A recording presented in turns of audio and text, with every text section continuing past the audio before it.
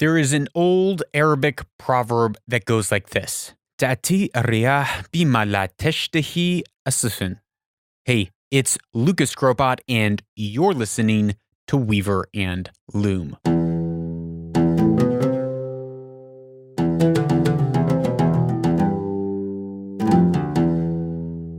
Welcome back to Weaver and Loom, a podcast where you and I get to talk solo, one-on-one, about how we can weave our destinies and own our futures.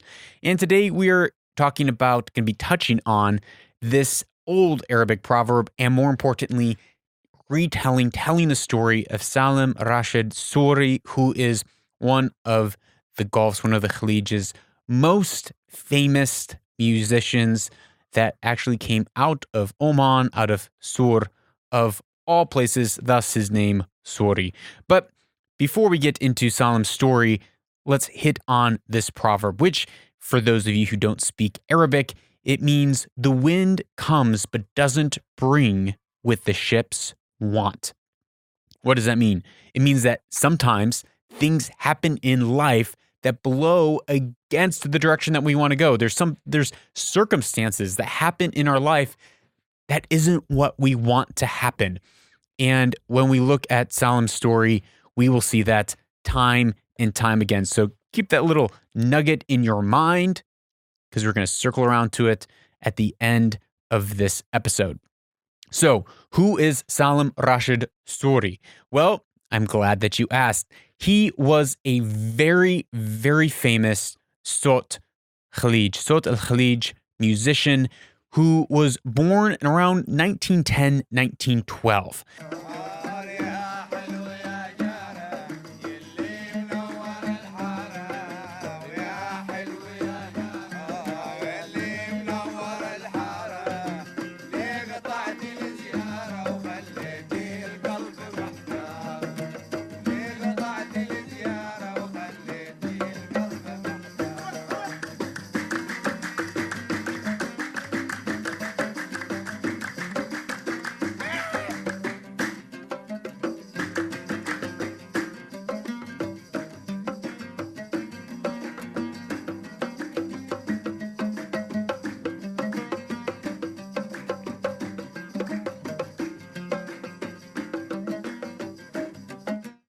At a young age, he went into commercial boating. And as he went into commercial boating, he got exposed to Indian cultures. He got exposed to Yemen. He got exposed to Northern Africa and Eastern Africa.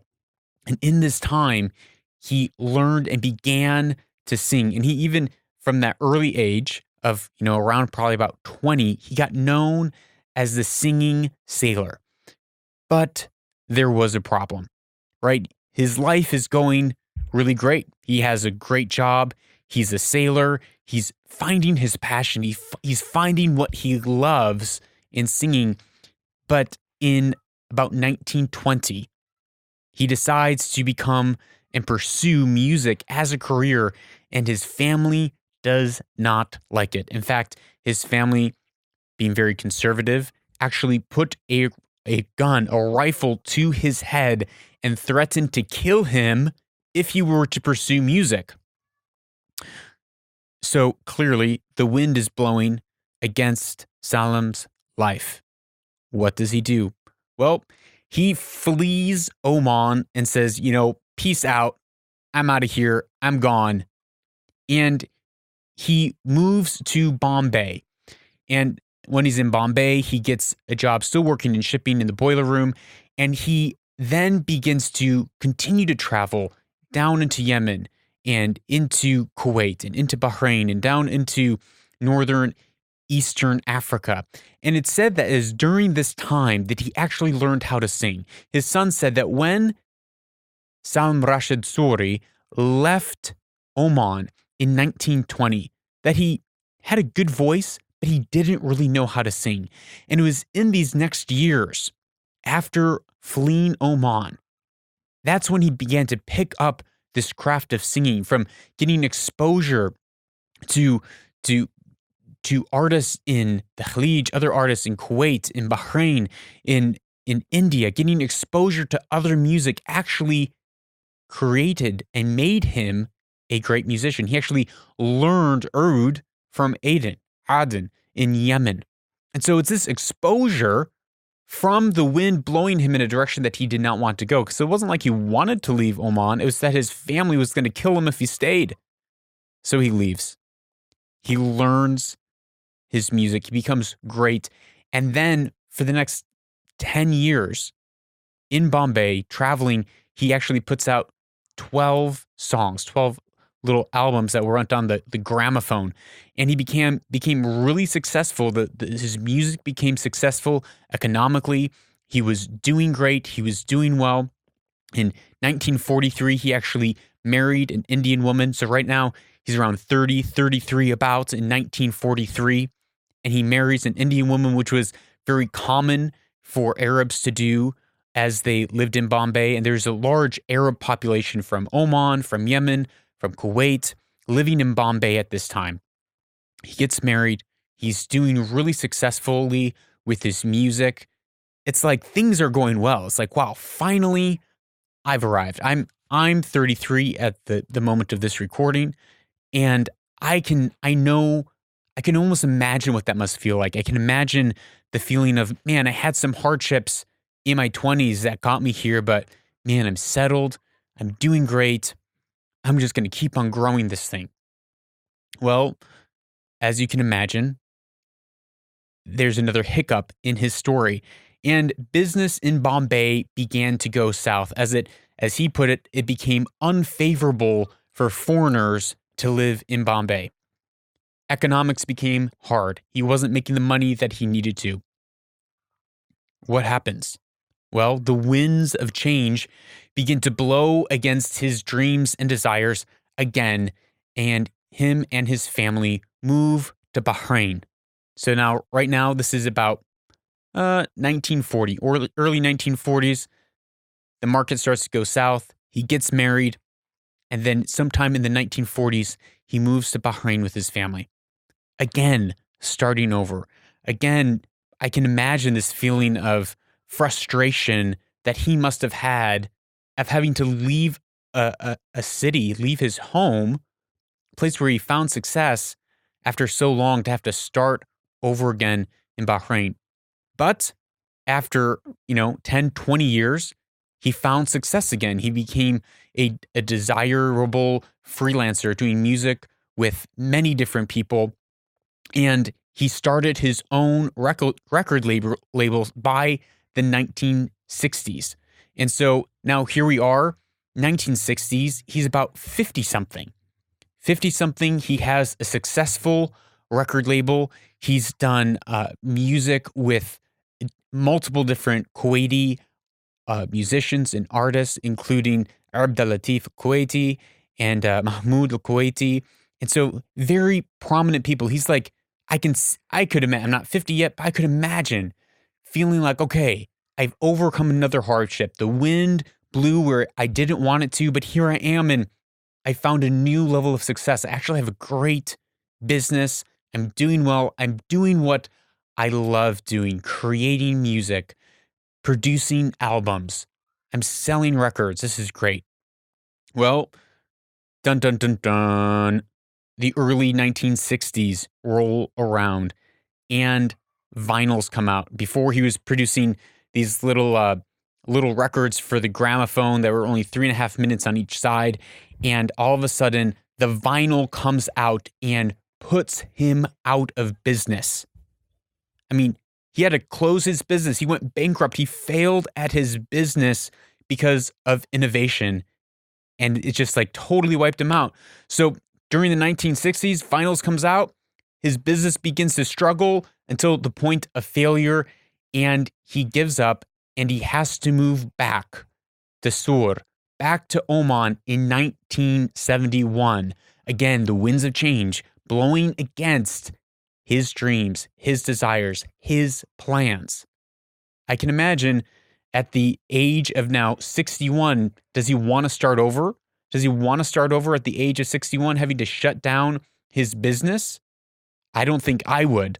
So here he is. He comes to Oman in 1971. Before, remember, he was chased out by a gun to his head saying, if you pursue music, I'm going to kill you, by his brother, right? He comes back, and what happens? But the late Sultan Qaboos bin Said Al Said appoints him to become the head of cultural affairs, where he's able to direct music and art. He's able to create music and art for his homeland, for Oman, for Sur, representing his people, his name. And he was there only for about 8 years before he passed away in 1979, dying at the age of probably around 68 to 66, depending on when he was born. So when I came across this story and I began to reflect on his life, it seemed so evident that with each turn of events in his life, it seemed like the wind was blowing against him. But instead of him fighting the wind, instead of him wrestling with the things that were happening in his life, though he may have, I'm sure he did, it seemed like instead of just giving up and saying, well, it's just over for me, this is just my lot in life, he learned to work with his circumstances. He learned to tack, if you will, if you're in a boat, tacking against the wind. And it's actually the wind blowing him in a direction he did not want that caused him to learn, that caused him to become a great musician, that caused him to become a great businessman, that caused him to come back to Oman, back to his home. Like if the business never collapsed, if vinyls never came out and he never had to close his shop in Bahrain, would he have ever come back to his home in Sur? And would he ever have been given that place of honor in Oman to write national music, to write the songs and the stories of his home people? Probably not. But it's those things that happened in his life that were against him, that he did not want to happen, that actually caused him to fulfill his destiny, that we look at his life and says, it's because of these things that he was able to become an icon in our memory, an icon in Omani culture. So my question for you and I today is, where is the wind blowing against us in a way that we don't really want it? Maybe there are circumstances happening in your life, just like there's circumstances happening in my life where I'm like, it feels like the wind is blowing against me and this is not something that I want. But maybe, just maybe, God is divinely, sovereignly blowing you in a certain direction so that you can fulfill the plans and the purposes that He has for your life. And that if we, instead of fighting them and struggling to do what we want, surrender and realize that there are things that He is actually working out for our good if we only let Him, if we only agree with what He wants for our life, then I think we can step into a place of success. A lot of times here on Weaver and Loom, we talk about weaving our own destiny. We talk about writing our destiny in the stars, but there's a catch-22. It's that our destiny has already been written for us, but we have to step into it. We have to say yes to it. We have to take action upon it. We cannot be passive in it. We cannot be fatalistic in our thinking, believing that, well, my destiny will happen. My purpose will just happen in my life. No, the wind blows against us, but we still have to man the rudder. We still have to adjust the sails. We still have to take action on our dreams, on our purposes, on the things that we have and that we want to accomplish with our life. So my challenge to you and myself today is to ask ourselves, where are we fighting the winds of life that we really need to just lean into them and trust that it's going to blow us in the right direction, that it might seem the long way around like it did for Salim Rashed Suri. It might seem like the long way around, but it will get us there in the right time. That's all for today.